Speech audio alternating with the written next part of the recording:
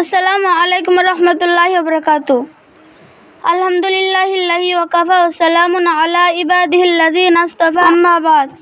Fa'udhu billahi minash shaitanir rajim. Bismillahir rahmanir rahim. Wa ma arsalnaka illa rahmatan lil alamin.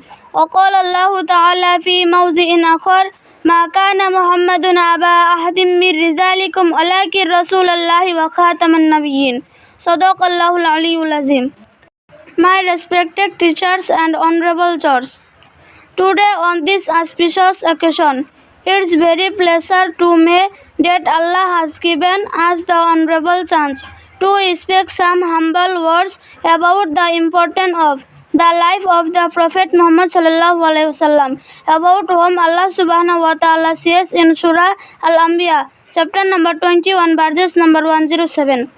وَمَا أَرْسَلْنَاكَ إِلَّا رَحْمَةً لِلْعَالَمِينَ. And we have not sent you but as a mercy for all the world. And Allah subhanahu wa ta'ala also says in Surah Al-Anbiya, chapter number 34, verses number 28. وَمَا أَرْسَلْنَاكَ إِلَّا كَافَّةً لِلنَّاسِ بَشِيرًا وَنَذِيرًا. We did send you but the entire mankind as a bearer of good news and as a warner.